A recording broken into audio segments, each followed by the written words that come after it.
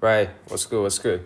So today I want to talk about the educational differences between China and America. Since just like I just want to say that because like I've been through both of both of these educations, and yeah, I got a lot of views, perspective, unique perspective from myself, since yeah, I've been through both of these, and most of you guys are commenting in the internet, no matter you're Chinese or in the US, you didn't experience two of these, right? You guys just I see a lot of difference. I see a lot of people like they're trying to you know they just don't like each other. But from my perspective, yeah, it's like it's just like a trade off, you know. If you're trying to get one more, if you're trying to get this thing more, you would just lose that one. I'll just make it more specific. How do I say that? So for China, I would say it's like, and for the U.S., right? For China, I've been in China for like so first of all, I'm from a like a relatively rich family in China, so I may experience some different things other than like the normal, the normal Chinese family. But I'm not that rich, so it can be normal. Yeah.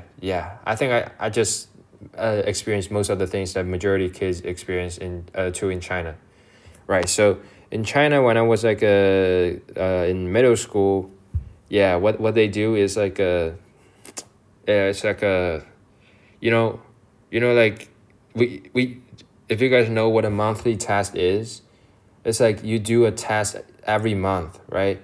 So that in a semester you'll probably have two, like in one semester you'll just probably have like four tests. Like these four tests are just big tests, and you'll have like hundreds of tests for each subject, like science, which is a lot.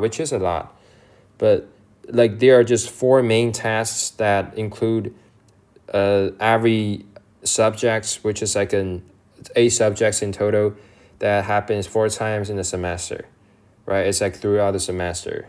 So what we do on these four tests is actually what they do is like they just added up every person's score on each subject, and they do a ranking in the whole grade, right? So in a grade at that time, I got 1,000 people. Like 1,000 people may seems a lot to you guys, but it's not a lot in China, right? For a school, for a middle school, it's not that much, right? So in the eighth grade, we have 1,000 people in total, and like what they consider good is like if it reach the top 100, right? If it reach the top 100, you good. You're able to go to the best high school in the like the best local high school, right? But if you're beyond that, like 150, you can't go. You may go there, but you're not that like stable, right?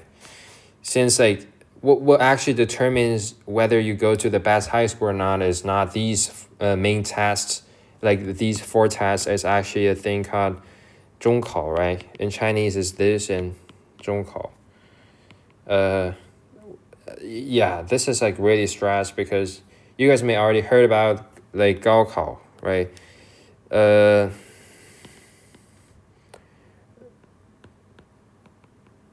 these two things are just kind of like equivalent, but it's like a 高考. Through this one, you just go to the universities from high school. From this one, just go to the middle school to high school, right? Yes. So that's what I was. Yeah, that's like the basic situation. And for 中考, you just got one chance, right? Now I think they do have two.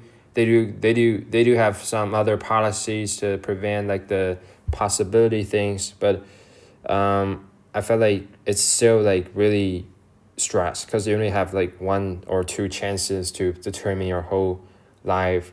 In China, in China, the college, like which college did you go to, can actually determine your whole life, in pretty much degree, right? So and which high school you go to actually like really can determine which university you will finally go to in much degree. So that means 中考 it's like a really really stressed thing that students always need to do hard so that they can get into the good high school to get into a good university, and they will get a good job, right?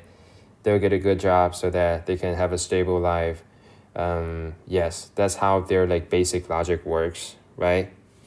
But in the U.S., I've stayed in U.S. for 2 years for middle school, and it's like I just feel like um, in the U.S.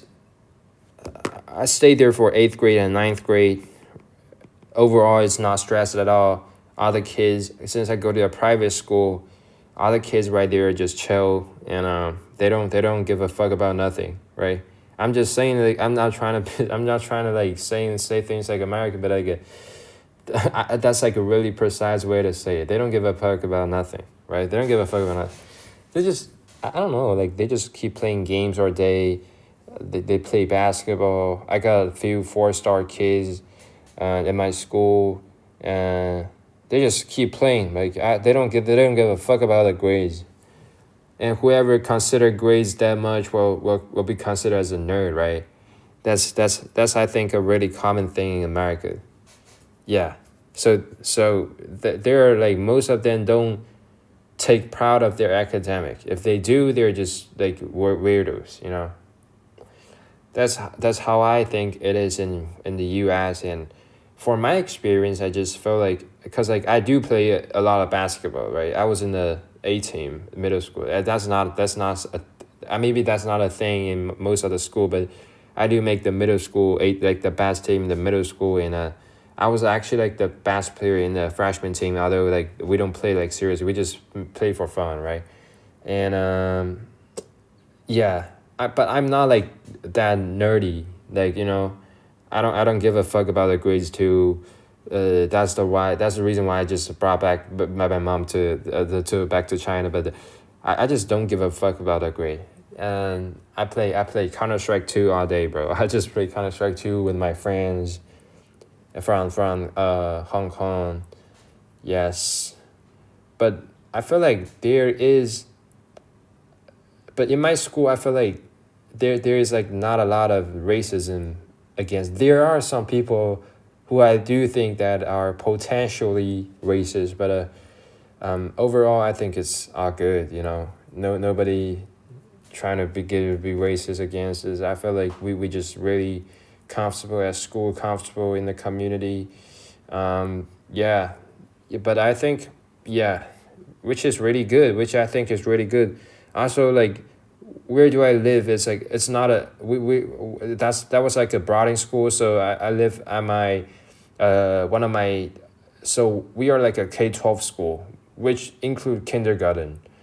I just live in a kindergarten's teacher's house, and she is nice. She's pretty nice. She's old, but yeah, she's not like the typical old white woman. She's kind, but she kind of is, but she is kind. But yes, I do, and she just takes care of us, and she is a nice person. Yeah, I gotta give credit to her. Yeah, and that was a good family vibe, and I still play Counter Strike all day, but she just don't care that much. She think as long as I do okay in GPA, that would be good, and it just allows me to play. Yes, I think yeah, that's like the basic things I experience and I think about in the difference between the Chinese and the U.S. on education, with proof of on my own experience. But yeah, overall the Chinese education is just really really stressed, and the U.S. is like relaxed. But some of them I heard of is also stressed. But maybe I'm just not in the, you know, such a school that really like holds on to the kids' academics. But the private school, at least it's a private school that cost me a lot of money to like study in. I felt like there are kids that wants to get into the good colleges, right? Like what they consider is like Boston University.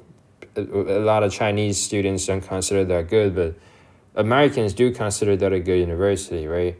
And CMU, yeah, Carnegie Mellon is like one of our favorite university in China, because like the computer science major is really good. My sister is there, yeah, and also yes, we Asians just keep like they just look an eye, they just more like good universities since they want a stable, good job in the future. That's what we are thinking, right? No matter it's in China or in the U.S., the Asians are always like this. So in the U.S., maybe the white people, they have a higher chance to get into the good university if they have the same resume as maybe application things as Asian student, because they already have too much Asian students in the university, right?